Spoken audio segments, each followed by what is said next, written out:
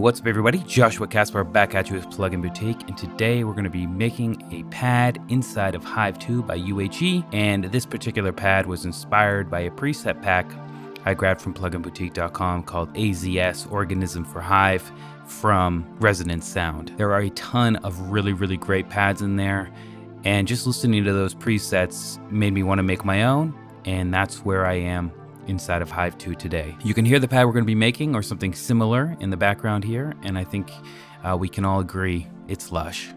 So let's go ahead and jump into it. All right, everybody. So this is Hive 2 on the screen. It's an absolute banger of a synthesizer. It is by U-he or U-he, and they always come so correct with the instruments they put out. I use Diva all the time, Repro, and now Hive 2. Now that I have my hands on it, it's only been recently added to my collection, but it's always in use these days. So what I'm going to do is show you how to get started. We're going to be making some lush pads quite easily, in fact, but they sound like they took days to create, and that's really the power of Hive 2. So the first thing we're going to do is jump in here and right click up here and just initialize the patch.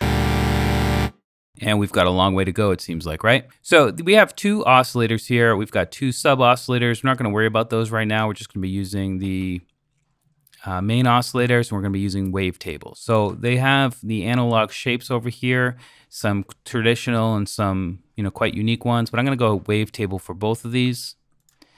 And when you switch on wavetable, I have wavetable editors essentially down here where we can change the different shapes. So what I'm going to do for this first one is come into additive and morph sweep.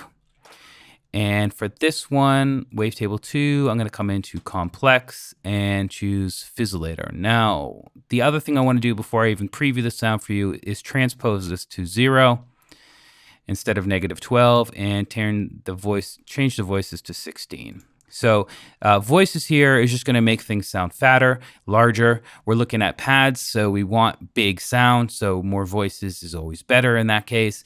And you need to be careful though, as I start adding unison voices and the voice mode up here with 16 voices, we need to keep an eye on the CPU inside of our DAW because more voices equals more CPU usage, and they can add up quite quickly. So just keep an eye on that, but we should be okay.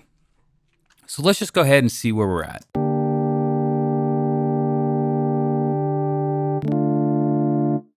So the next thing I want to do is actually pull in oscillator 2 to this filter 1.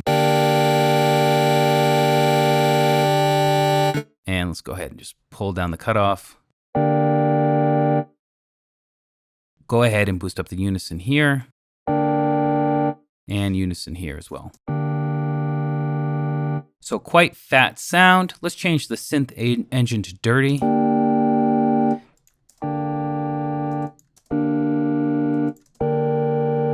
So you can just see that the algorithms being used to create these sounds, it changes the character by switching the synth engine over here. Let's jump into wavetable 1 and let's add a position here. And I'm going to pull out the position, and then I'm going to change tables to 4. And you'll see what it's doing here to the sound. All right, so let's jump into wavetable 2, change the position a little bit.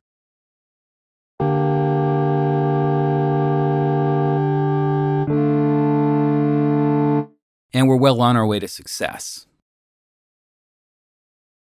Now let's jump over to this filter and this envelope. Let's jump over to this envelope, pull up that. This is going to be the envelope for oscillator 1.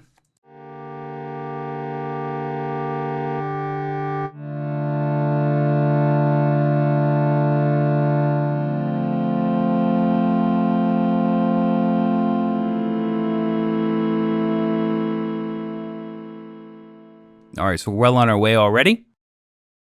Now let's send the filter a little bit to the mod envelope and adjust the mod envelope again with a high attack value, a high decay value, and a high release value.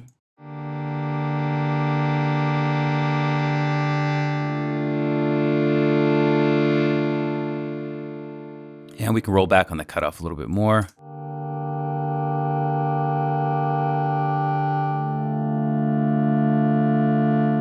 And let's send that also to an LFO, just a little bit. And you can see here it's really jittering. That's because we have it on 116.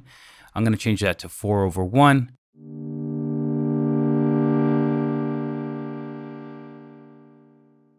Leaving it on the restart at a gate is fine. Let's listen to what we have.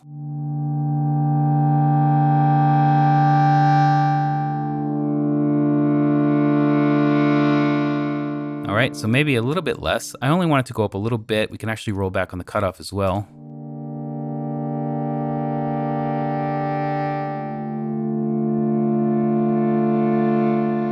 Turn up key follow and roll back on the volume just a little bit.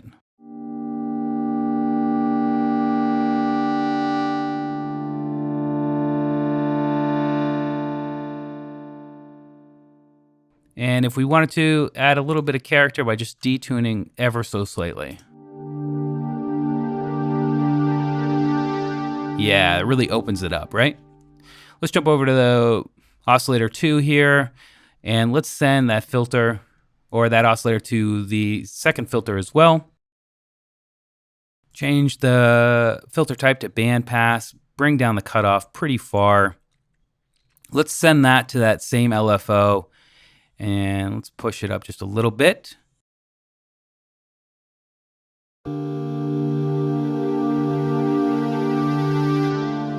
And that's just adding that higher end. So if I solo this oscillator, and if I solo this oscillator,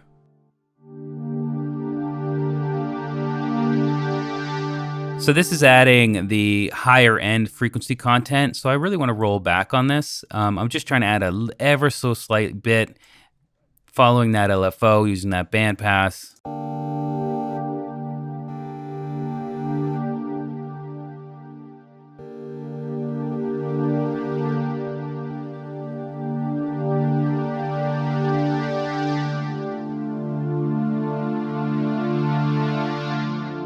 Very, very cool. And we can adjust the envelope as well. We got to give it that attack time. You know, pads just generally don't attack right off the bat, right? Maybe increase the decay, pull down on the sustain, and a long release as usual.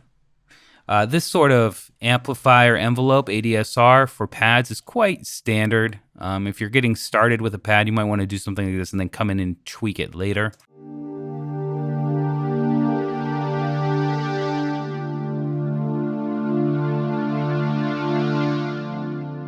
But it already sounds absolutely delicious. And really the last thing I'd want to do is jump into the effects section here, quite comprehensive effects section, and maybe turn on the EQ. And you can also drag the signal chain here. So I'm going to put the EQ up here at the top and just kind of boost everything up.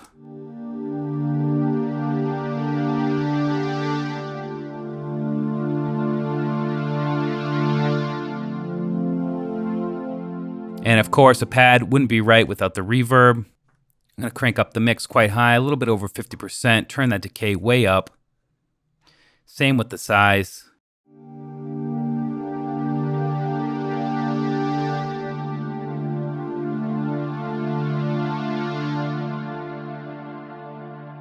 Maybe roll back on the dampening just a tad.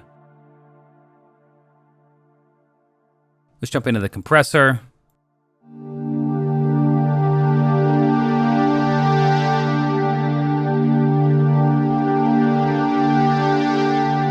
And you can see here we're redlining, so I'm just gonna roll back on that output a little bit.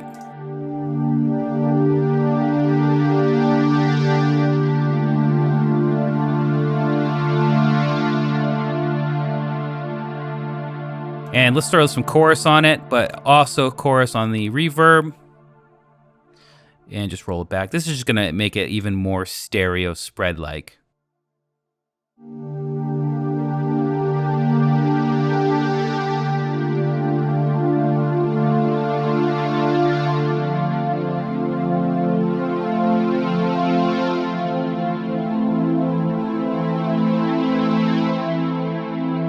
And there you go, super lush sad pads, made in Hive 2 by U-he. It's only scratching the surface of what this synth has to offer. If there is any particular style of patch you want to see made inside of Hive 2, or you have any specific questions, make sure to leave those in the comments section. I read everything, and I do my best to at least try to respond in text, if not make a video, in response to questions and comments. Anyway, I'm Joshua Casper here for Plugin Boutique. I hope you learned something, and I'll see you in the next video.